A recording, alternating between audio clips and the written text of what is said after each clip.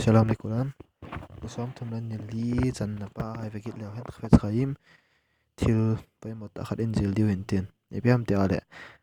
Khwet khaim na sai na hi tun dekan na banga hin mi khat chung chang tu dola hi meeting nei to ch. Hauina ham khe poi hoila ham. Meeting nei nawa hi hlang pya hi mit hi chipa ma khoding pai hong ki design che PTD ham ma ki no do ham PTD ham ti pa chong ki sei ri ta cha. Ala cha a chu nong do nong meeting zo ting ta la ma ding a phalo wa thong ki tan khata ye ting ta as ken dang aphat nang dia aphat dia ni ke sai pi a ama khon ti ti an bol jana chu paim tro cho ti khata cho te ga sai do ki ti hi phal a hi lo chi da son ra la ti zat om pen loi ta hi ti chu zinam tia le hi chi chun na tua na sai to na ga sai pi pa cho mi hi chi na koi ham khat chung chang thu na ga tan diu pa cho hi chi pa chu ama kho chu nang ho chu tan na no ya chu hong ki decide de ta chu hong ki decide ni hong ki ge hla pi ding hi jana chu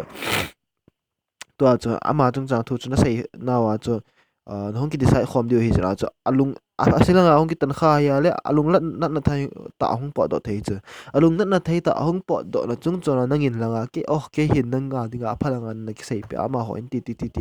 ai lo pe ana ga sei pi kha ya le chun hi chu pa chun adi lo ta an kila thaya hi ale mi dang khat andi lo ta hin kila hen lang hi le ti se nam lo son ra ti zat om ta loi pen ta hong hi ti so che pa ya abana asli khabana sai na hi pian se ki tam chma bang chana chu te ka na banga chun as jo sai ma bang as tua chu nang chung chang thua chu a phalanga na ki sai pi go ko hen alo ale raya lam kai pu khun ai bons ke ya ki control da bya safety ti sai leo pai tlo hi wa ken nga dia wot ka pi na cho lo chairman of khan na cho ken nga dia ka wot ka pi cho al mo hi ta na tiam khana ki sei cho hi cho bang chun a thu chu a meeting a thu ki sei ho ki hong phal ki ha do hen lang alo ale ki sei ki koi tup chan lang hiong le chung chang thu chu mi bang meeting sunga kuna apa man pa po do hi ale ason na ra hu ta cha ijenam te le cha chunangin nang ho hin ama dinga na sei ama ding chung chang tu dol na sei ho ya din khom ngai he ti chun he di khat chu la son ra hi la son ra dan tu dol ho hi ha shemin mi him le mi him ki ka thilpha ong so theina dinga mi him le mi him ki ka ha shemin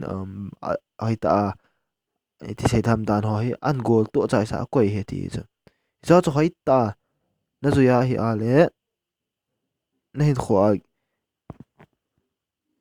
gen thei ha sat na nang le mi na khat ki kai hen lang ki vet da tu na hen lang lu han na bon kya ku na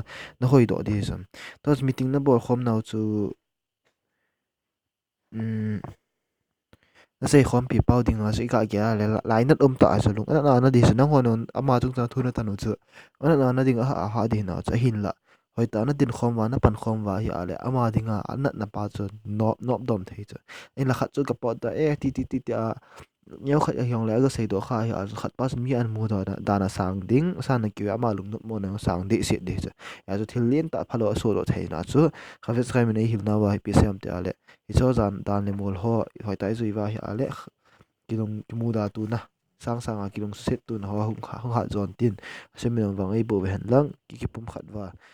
alia hung lo ya misaya hung lo theini wang ei bo pe chu hen lang sai do yo siu chu to thai ni ding win wang ei bo pe che ta no le ta ra ba